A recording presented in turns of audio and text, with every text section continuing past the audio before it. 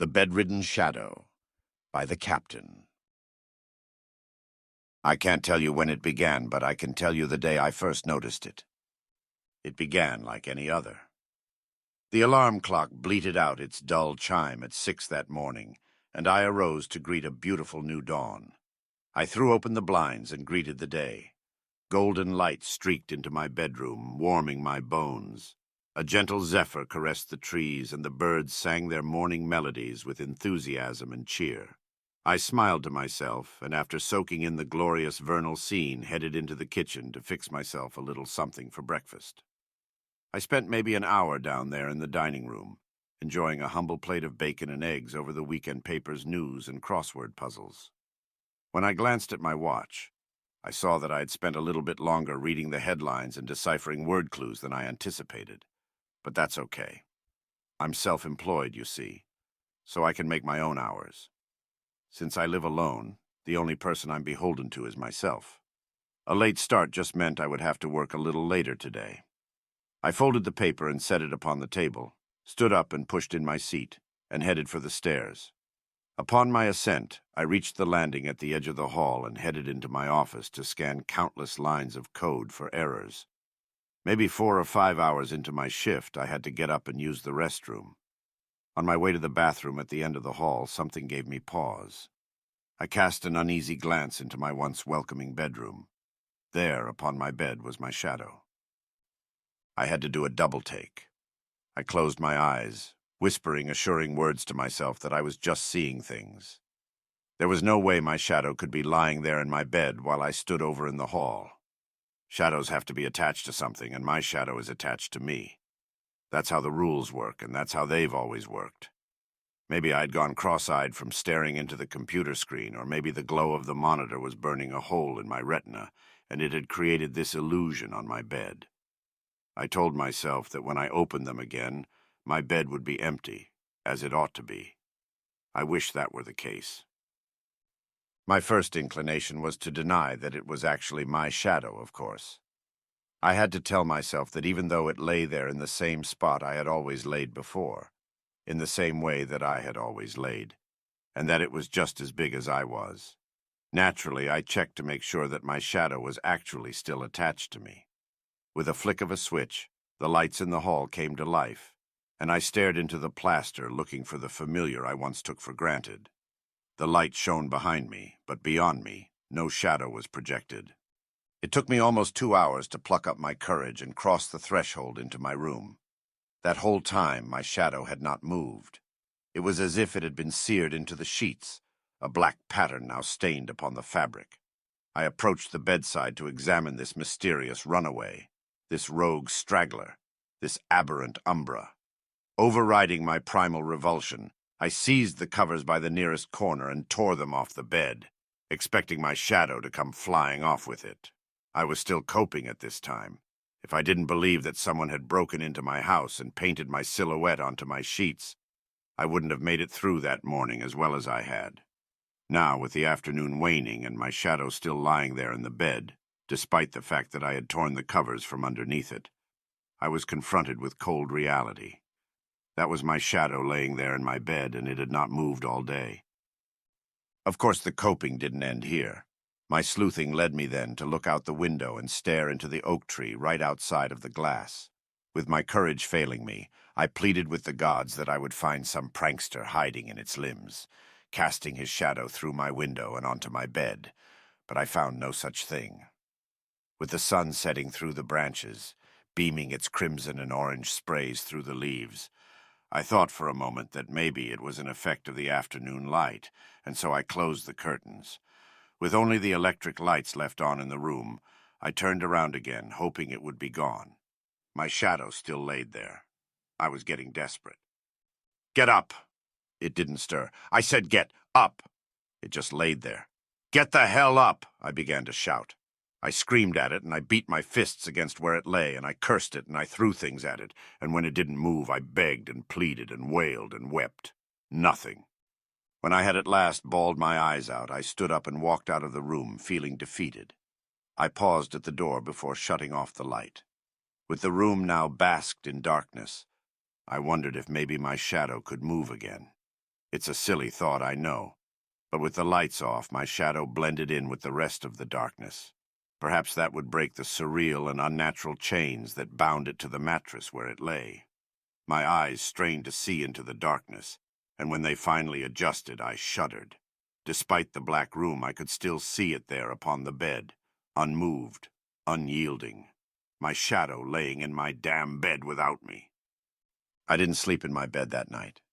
To be honest, I didn't sleep at all. I spent the night in front of the TV downstairs while my bed remained occupied. Me lying beside that thing in my bed repulsed me on an instinctual level. Instead, I watched late-night television until the sun came up. With dawn, I was still exhausted, but I couldn't bring myself to go upstairs and sleep in my bed. I brewed extra coffee that morning to help me power through the day. When I finally made my way to the top of the landing, I paused at the hall. With a heavy sigh, I stared at the door to the bedroom that I had left ajar, an invitation, left in hopes that maybe my shadow might decide to get up in the middle of the night and come down to join its owner. I couldn't bring myself to look inside, though. Call it a hunch, but I knew what waited for me in there. Instead, I went to my office and did my best to do my job. It was difficult to focus. Despite my best efforts to lose myself in my work, every thought I had bent itself towards the odd circumstances which I now faced. After a few hours, I started to search the internet to see if anyone had perhaps experienced this before. My search brought up nothing relevant. What I did find was a bunch of ghost videos about shadow people, but that didn't help me answer the question at hand. It seemed as if nobody had ever lost their shadow but me. I cradled my head in my hands and took a deep breath, pushing myself to think of a solution. Somehow, my shadow and I had disconnected, and now it lingered in my bed without an owner. A perverse thought crossed my mind. I wondered if maybe my shadow was waiting for me to return to it. I don't know how we could have become disconnected from each other, but disconnected we had become, and now it lay there without its owner.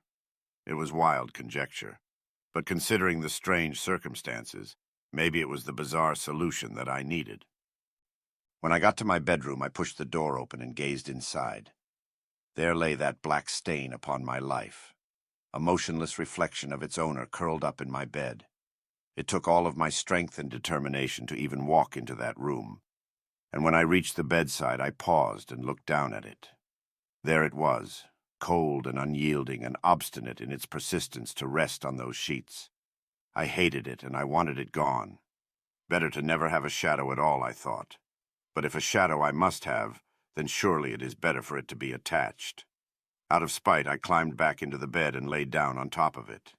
The sheets were cold to the touch, and I shuddered as I pressed my body against its own wayward silhouette. I hadn't realized just how tired I was. I opened my eyes to a dark room.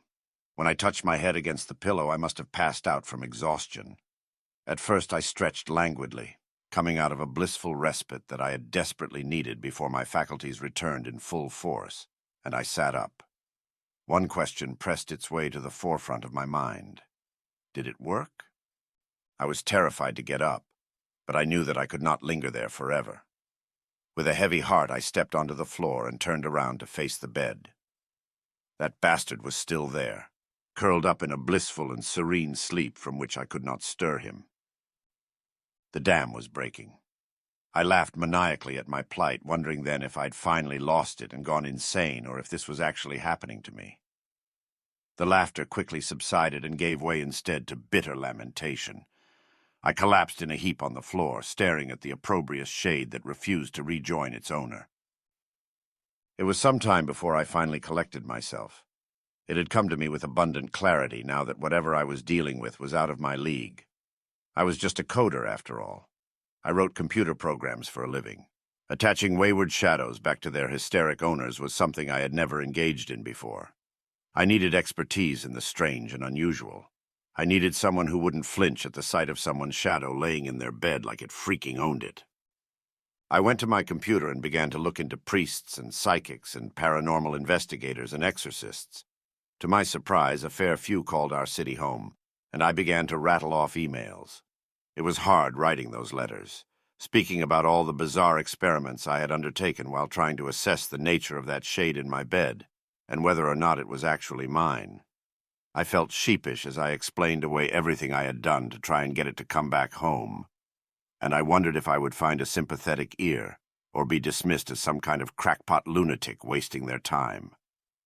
I had to remind myself that these people professed to be experts in the paranormal, that this was their field of research and expertise, and that someone would be interested in the suffering of some poor fool who couldn't reattach his shadow to his body.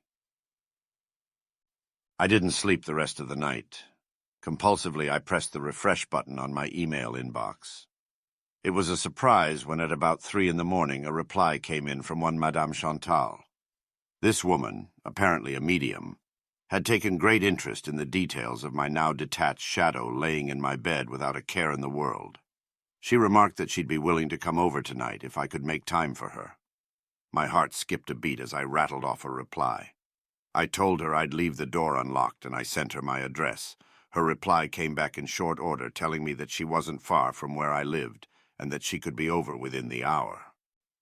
I sat in my office upstairs, unwilling to return to the room where my shadow lay without this new ally who brought the promise of our reunion. When at last I heard the door downstairs open up, I was elated. I could hear the madame yell, "Hello?" into the house. I called back cheerily, "I'm upstairs!" The door shut behind her, and the wood began to creak as she ascended the flight, calling out again. "Hello?" "I'm in the office," I replied. I got up from where I sat and opened the door to see a very surprised Madame Chantal before me. Overflowing with excitement, I brushed it aside and said, "Come on, it's in here." I maneuvered past her and went into the room where my shadow still shamelessly lay on the bed. I turned on the lights and motioned for her to come in. Slowly, cautiously, she came around the corner. "Well, what do you think, madame? Can you help me?" She stood there with her mouth agape, staring at the bed where my shadow lay as still as ever, unwilling to get up from the blankets that cocooned it. "Madame," I probed for a response, her focus unwilling to shift from the bed before her, shock having driven her to a silence as complete and uncompromising as the presence of my shade. Then, without so much as a word, she stepped out of the room and headed for the flight of stairs. I didn't say anything. My first thought was that maybe she was headed down to her car to get some supplies for whatever she had planned. A sinking feeling in my stomach suggested that maybe this internet psychic was a bit too far out of her depth, and she didn't come to help but to gawk. Now, that being fulfilled, her purpose here had ended. I slumped down against the wall as I heard the front door bang shut. Madame Chantal had seen herself out. The tears came back hot and wretched, and they streaked down my face as I curled up into a ball on the carpet. I didn't weep for long, however. Maybe 15 or 20 minutes after I had curled into the fetal position and bemoaned my fate, I heard the door bang open again. I could hear Chantal's voice coming from the living room over a flurry of footsteps. In moments, they were now coming up the stairs. "Yeah, it's up there at the end of the hall in the bedroom." I perked up. Maybe the madame had opted to call for a few people to assist in reconnecting my shadow to me. As I staggered to my feet, I saw this new help come into my bedroom. A word was stamped in yellow on their blue jackets. "Coroner,